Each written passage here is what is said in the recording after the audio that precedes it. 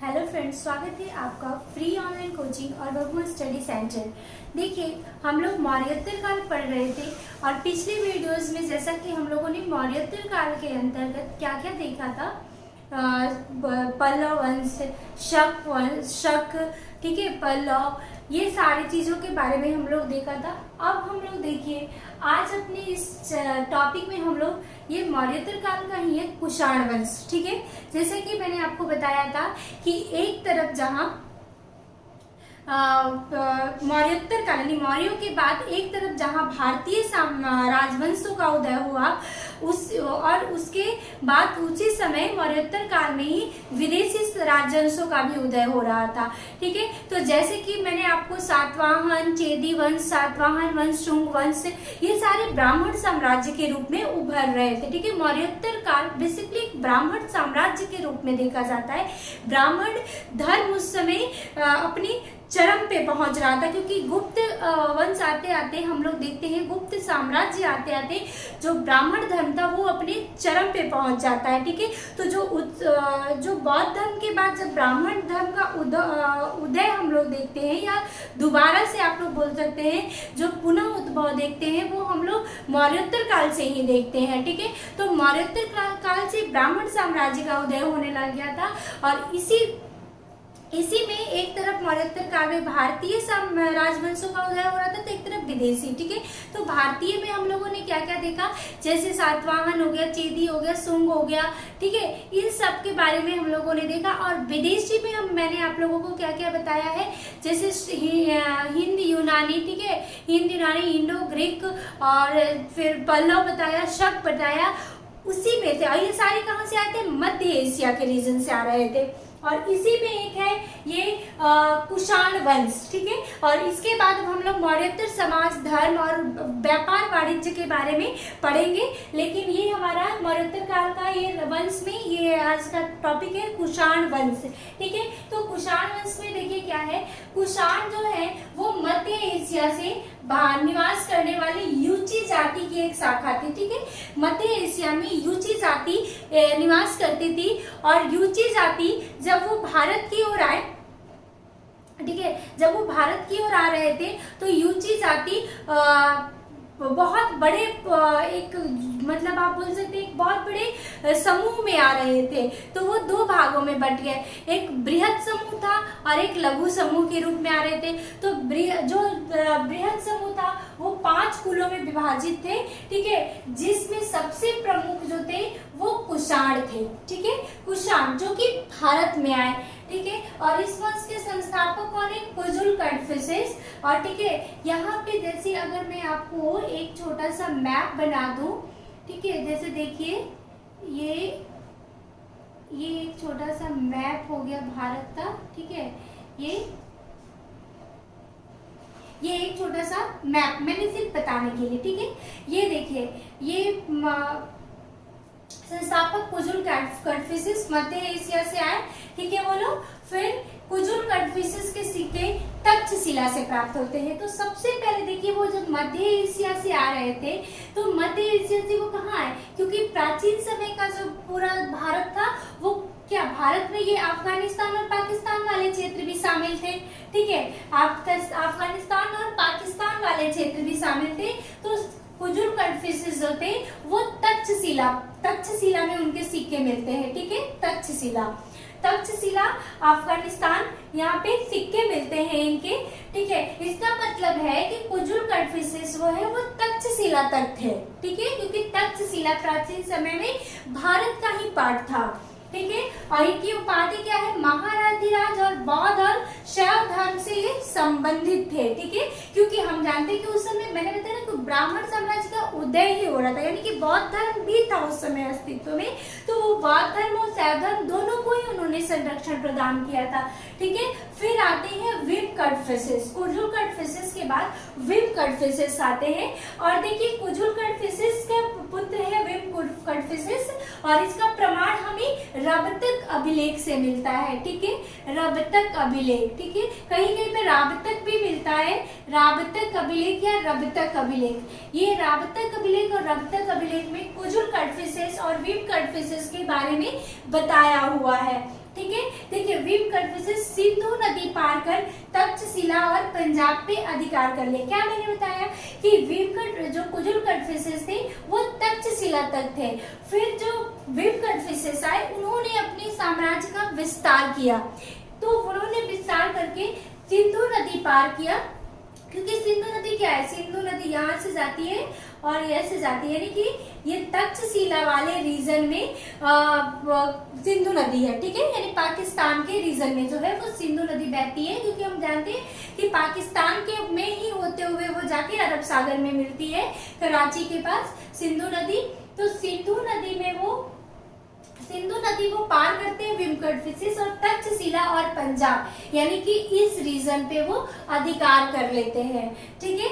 उसके बाद सिक्के इनके कहां से, बेलग्राम, पेशावर, तक्षशिला, मथुरा, गोरखपुर इत्यादि से इनके सिक्के प्राप्त होते हैं, ठीक है।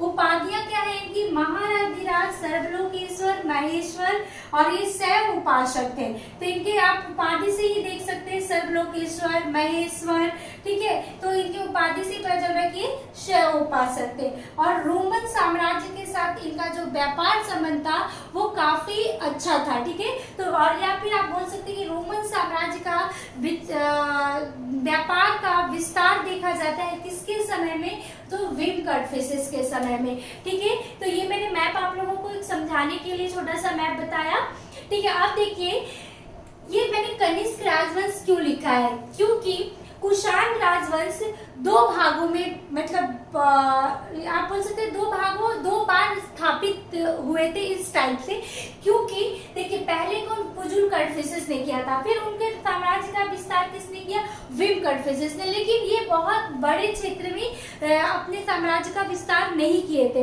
लेकिन जब ये कनिष्क आता है तो कनिष्क बहुत बड़े, लगभग संपूर्ण भारत में बोल सकते हैं हम लोग कि इसने साम्राज्य अपने को स्थापित कर लिया था, ठीक है। तो कनिष्क राजवंश, इसीलिए इसके एक पूरे जो इसने विस्तार किया था, जो अलग अलग कला इतिहास के इनके इतिहास से हमें पता चलता है इसने कला का विकास भारत में किया था। भारत में अनेक प्रकार की जो हम लोग देख सकते हैं कनिष्क राजवंश के समय में कि बहुत ही भारत में अनेक प्रकार के हमें कला, संस्कृति, व्यापार, वाणिज्य के माध्यम से भारत का विस्तार किया इसने, ठीक है। तो जैसे कनिष्क प्रथम ने स्थापना की थी कनिष्क राजवंश की, राज्यारोहण के उपलक्ष्य में शक संवत 78 ईस्वी में चलाया, इस यानी कि कनिष्क का जो राज्यारोहण हुआ वो 78 ईस्वी में हुआ और 78 ईस्वी में शक संवत चलाया। तो ये प्रश्न इंपॉर्टेंट है, ठीक है। जैसे कि मैंने आपको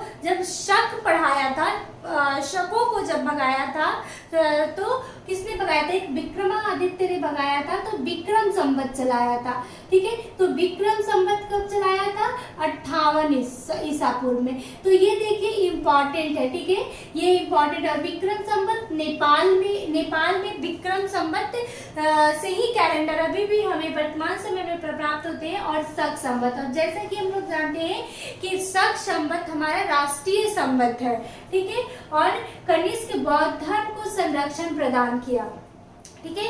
कनिष्क ने बौद्ध धर्म को संरक्षण प्रदान किया। और ठीक है, इसका कनिष्क राजवंश कहने का क्या मतलब, ये है विम कन्फ्यूशियस से आगे का राजा है।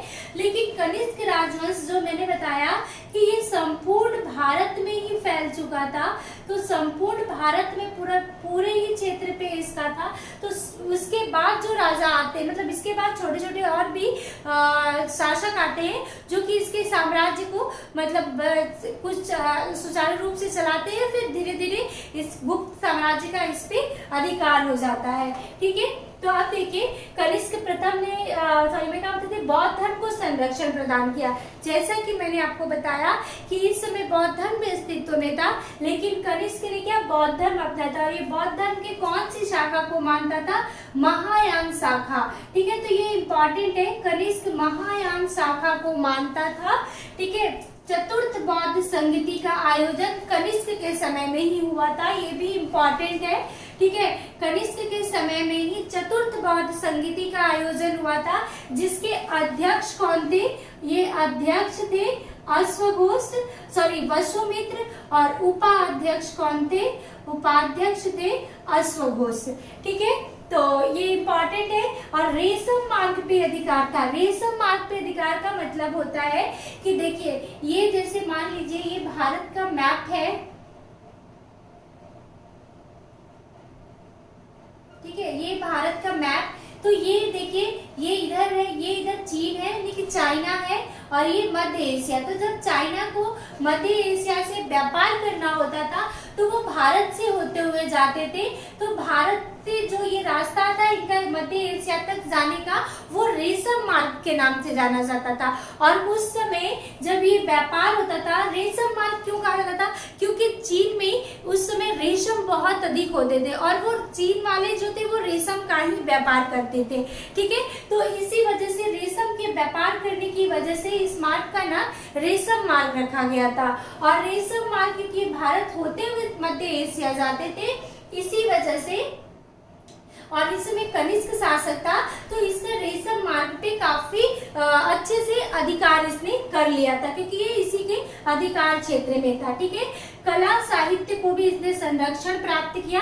जैसे इसी के समय यानी कनिष्क के समय ही अश्वघोष हुए, जो कि बुद्ध चरित्र जिसने लिखा, चरक ने चरक संहिता, सुश्रुत जो कि शल्य चिकित्सा के जनक माने जाते हैं। यानी कि ये अश्वघोष, चरक, सुश्रुत ये कनिष्क के शासन काल में ही थे। ठीक है, कनिष्क ने ही संरक्षण प्रदान किया था। और एक और है नागा अर्जुन। तो नागा अर्जुन किसके हैं? शून्यवाद। ठीक है, इनकी ग्रंथ क्या नाम है? शून्यवाद। ठीक है, तो ये भी इम्पोर्टेंट है, ये इम्पोर्टेंट तो है ही सारे। और ये अब देखिए कुषाण वंश की विशेषता के सर्वाधिक सोने के सिक्के कुषाण वंश में ही चलाए गए थे।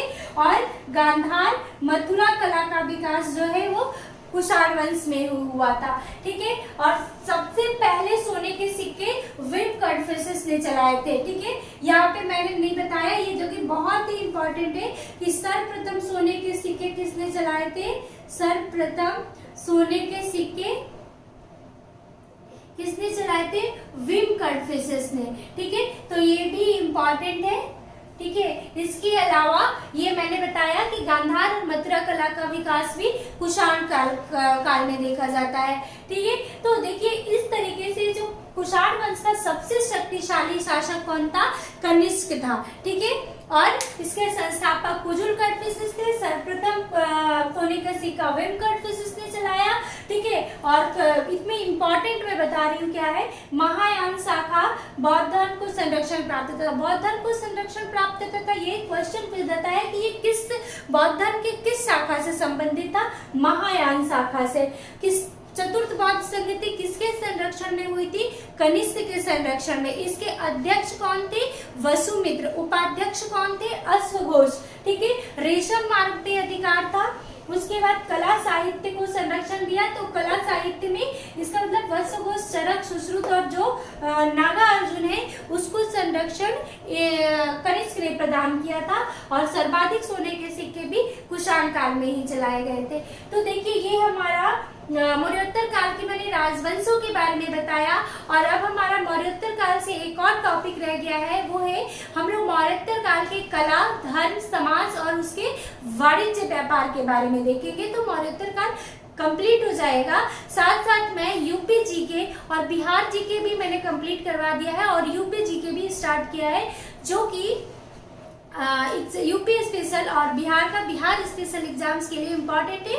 और ये जो मैं आपको प्राचीन भारत का इतिहास बता रही हूँ, ये सारे ही गवर्नमेंट एग्जाम के लिए इम्पोर्टेंट है और काफ़ी हेल्पफुल होंगे। तो आज के लिए इतना ही था। फिर अगर आपको मेरा ये वीडियो पसंद आए तो आप लाइक, शेयर और सब्सक्राइब जरूर करें। Thank you.